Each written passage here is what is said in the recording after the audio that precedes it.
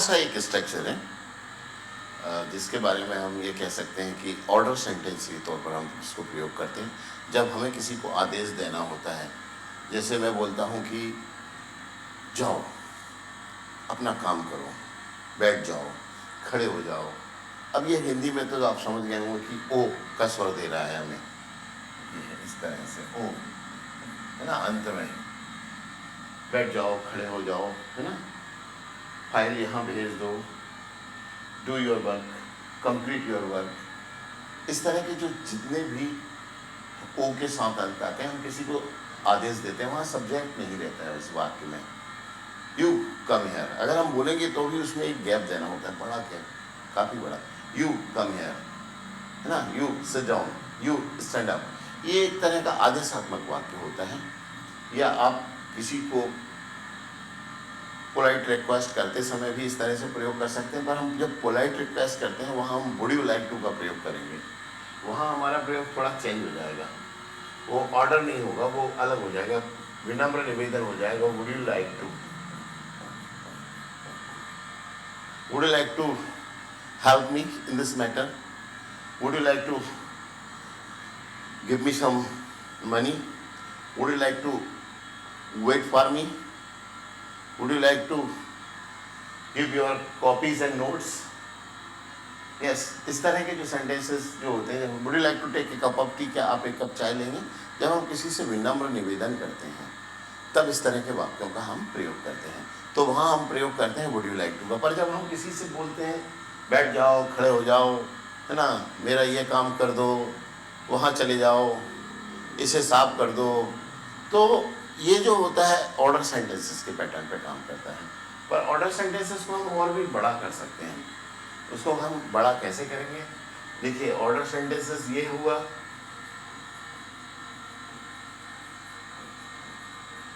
Plus otherwise का use करके, ठीक है, अदरवाइज के साथ हम सेंटेंसेस, और फिर हम आप उसके सब्जेक्ट के साथ विल, शैल या कैन का प्रयोग कर सकते हैं, और वर्ब रहेगी आपकी फर्स्ट और object.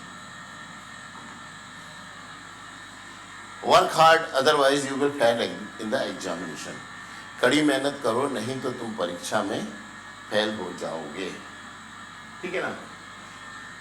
Work hard, sit down, do it, complete your work, ठीक है। इस तरह के जो सारी चीज़ें होती हैं तो वो ऑर्डर सेंटेंसेस में जाते हैं। जैसे don't disturb my dog otherwise dog will bite you, और don't pull a tail of dog, मेरे कुत्ते की जो पूंछ है ना उसको मत खींचो नहीं तो वो तुमको काट खाएगा। दांत और नाखून से काटने को बाइट बोलते हैं। क्या होता है? दांत और नाखून से काटने को क्या बोलते हैं? बाइट। और किसी चीज को टुकड़े टुकड़े करके काटने के लिए बोलते हैं चॉप, ठीक है, टुकड़े टुकड़े करके काटना किसी चीज को चॉप बोलते हैं।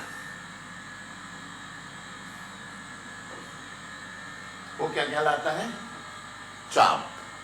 पर एक पर्टिकुलर आकार में बड़ी चीजों को काटना, है ना, ऐसे पीस पीस में काटना तो चॉप होता है, चॉपर बोलते हैं। बड़ा एक चाकू आता है जिसको आपने देखा है, पर एक सीमित आकार में जैसे ब्रेड के टुकड़ों को काटना, उनको हम स्लाइस बोलते हैं, उसको बोलते हैं स्लाइस। चॉप होता है बराबर बराबर हिस्सों में काटना, जैसे मटन वगैरह के लिए चॉपर होता है। और बाइट यानी होता है दांत या नाखून से काटना, जैसे सांप जो काटेगा तो उसको स्नैक बाइट बोलते हैं, मच्छर काटेगा तो उसको भी मॉस्किटो बाइट बोलते हैं, ठीक है। पर तुम किसी को काटोगे दांत से, है ना, तो तुम्हारे दांत तो फावड़े जैसे हो रहे हैं, तो वहां पर तुम you can't challenge snake and mosquitoes, तुम्हारा यूज होगा कट, दांत वगैरह से आप कट लगाओगे, है ना, वो अलग हो जाएगा। पर जो सांप और मच्छर काटते हैं उसको बाइट बोलते हैं, ठीक है ना। और मच्छर क्या करता है? सक करता है ब्लड को, खून को चूसता है, चूसने को क्या बोलते हैं? शक। ब्लड को चूसना, मच्छर जो होता है वो खून को चूसता है पाइप डाल के,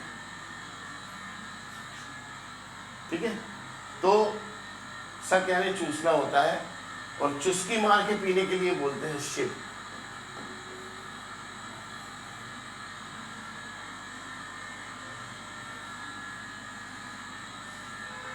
ठीक, ऑर्डर सेंटेंसेस को एक बार फिर से देखिए।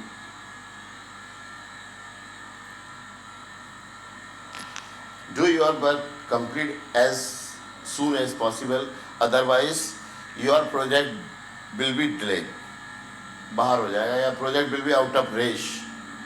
समझ गए आप? हाँ, याद रखिए। Don't make a noise, otherwise auntie will call police. शोर मत मचाओ, नहीं तो आंटी पुलिस बुला लेगी। ठीक है, aunt will call police. Don't make a noise, otherwise aunt will call police. तो ये अदरवाइज जो होता है नहीं तो अन्यथा के प्रयोग में करते हैं। ठीक है, और मैंने ऑर्डर सेंटेंसेस बनाए। अब इस सेंटेंसेस की कुछ प्रैक्टिसेस करिएगा आप, और फिर ये हम लोग अब कन्वर्सेशन प्रैक्टिसेस चालू करेंगे जल्दी।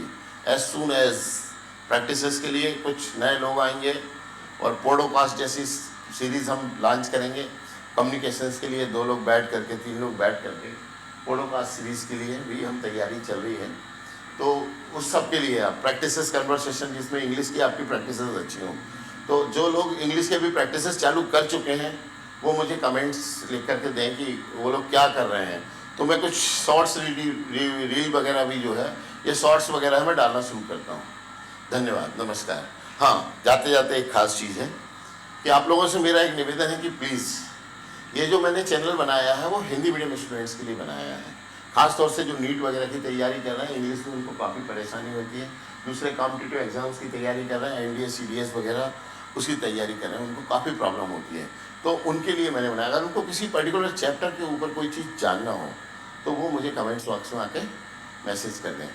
तीसरी चीज़ ये है कि आप मेरे चैनल को प्लीज़ ज़्यादा से ज़्यादा लोगों तक शेयर करें, सब्सक्राइब करवाएं और प्लीज़ लाइक दें। मैं आपके लिए बिल्कुल रेडी हूँ। इंग्लिश बिल्कुल ऊपर से नीचे तक आसमान में इंग्लिश का परचम लहराना है, उसको मैं आपके लिए तैयार कर दूंगा। मैं 30 साल का मेरा जो भी एक्सपीरियंस है इंग्लिश के लिए, वो आपको बिल्कुल पूरी तरीके से समर्पित भाव से देने को तैयार हूँ।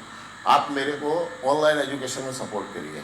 मेरा लक्ष्य जो है वो मिशन है कि मैं ज़्यादा से ज़्यादा लोगों को इंग्लिश सिखा सकूँ, और हम वर्ल्ड के हर कोने में इस कम्युनिकेशन लैंग्वेज के जरिए जॉब्स अचीव कर सकते हैं।